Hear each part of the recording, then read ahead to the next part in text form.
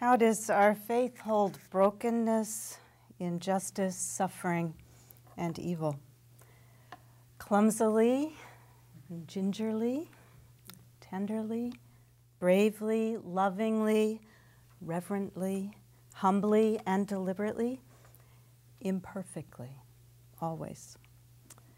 One by one, like everybody else, we Unitarian Universalists hold brokenness in our blood and bones and memory as human beings susceptible to hurt and betrayal and mercy and grace. And we respond with our lives, our lived lives, every day in ways that are bold and beautiful, and ways that are skittish and selfish, ways that are radiantly healthy and that are tragically and dangerously flawed. In this setting here, of course, the question is about how we hold brokenness collectively, communally, in covenant with each other theologically, in congregations and in circles of community in which we're bound by circumstance and choice beyond our congregations. But I really do believe that the work begins within each one of us singly, deeply, privately, perhaps not even consciously, whenever our own imagination expands to acknowledge and embrace the plain humanity, the radiant humanity of somebody else, anybody else. In congregations, the setting that I know best, this expansion of the heart and the mind and the soul, the spirit, that seems to me to be our principal work. No matter what work it is we look like we're doing, expansion of the heart, mind, soul, and spirit, growing the soul, is our principal work. And our most urgent question then, as individuals and as communities, as families, is thus, how are we going to hold, how can we hold suffering in brokenness, injustice, and evil with wide open eyes and open arms, as wide open as necessary, and at the same time greet the day with gladness and gratitude and hope and forgiveness and love of life and love of each other unceasing. On Sunday mornings especially, but also at all kinds of other times, we are telling sacred stories and hearing them from each other. They come from Scripture and the New York Times. They come from poems and all kinds of other art that's either newly made or handed down through generations. They come from people's living memory, people right there in front of you, and people we know, or people we somehow know something about. Martín Espada, poet, teacher, calls it El Coro, the chorus of voices singing humanity's song of the soul, wherever they are, sometimes joyful and triumphant, but especially and also the sorrow songs of oppression and repression and injustice and poverty and prejudice, all the consequences of empire. All these beautiful, terrible stories and songs, all of it. The church exists in part to remember, to rescue from silence, from vast silence, stories that might not otherwise be heard, to ask questions that might not elsewhere be asked, and to celebrate victories and mourn losses that might otherwise be forgotten, to bless what might go unblessed. And this remembering, this naming of truth, this consecration of things forgotten, forbidden, and hidden, terrible, beautiful, that is the sacrament of the living word. Any of us can speak it. And religion, ours and others, religion holds the accumulated memories and hopes of a people, a community, renders it mythically in stories that people cherish and change and wrestle with and pass along.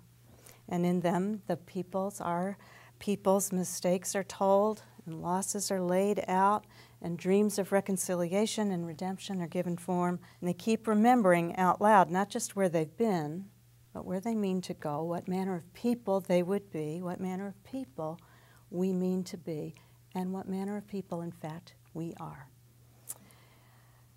I shared with you a story from near the place where I live, in Duluth, Minnesota, north of the Twin Cities on Lake Superior.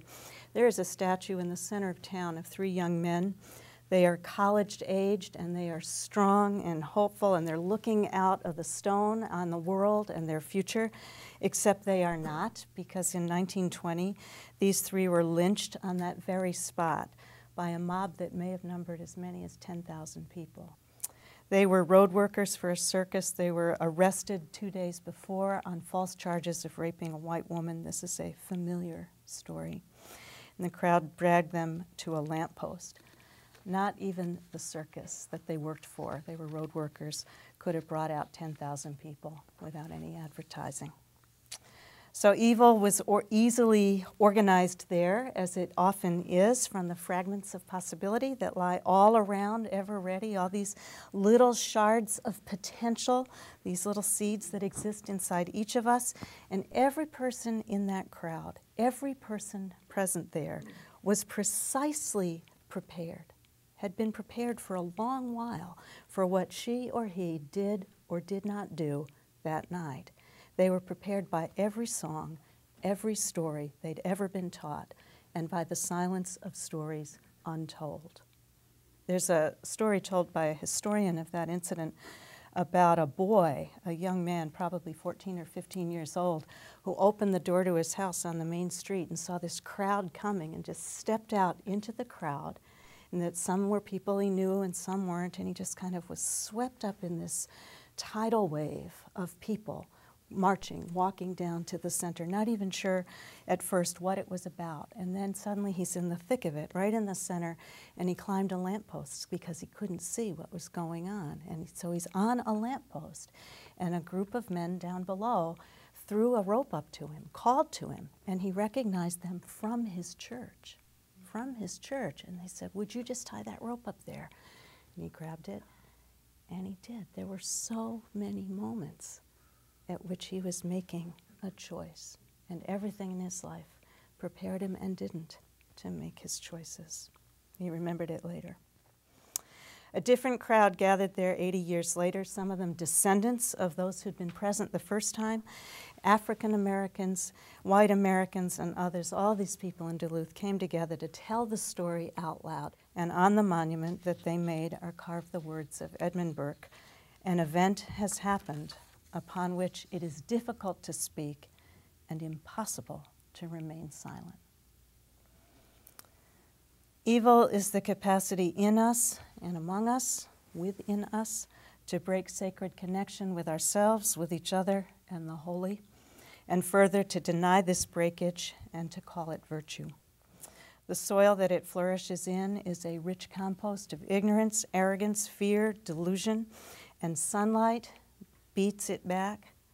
Truth-telling, truth-seeking, truth-speaking, secret-breaking, naming, brave naming, bearing witness weaken its resolve, and saying and singing and teaching to children and adults and carving into stone sometimes the words, "Here happened an event upon which it is difficult to speak and impossible to remain silent."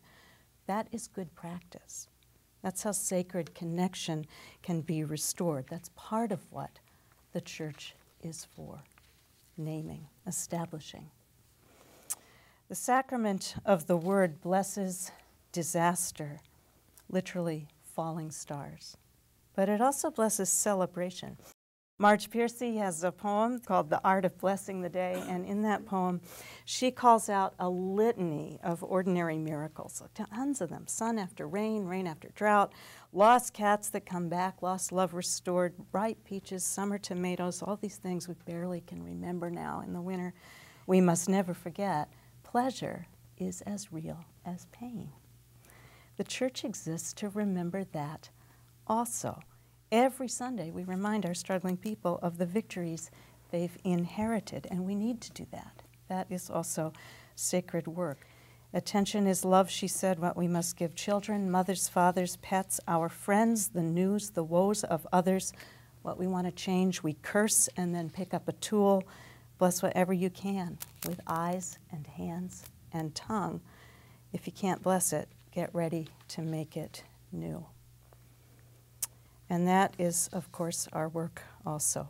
We hold brokenness, injustice, suffering, and evil by the sacrament of the living word and by the sacrament of celebration.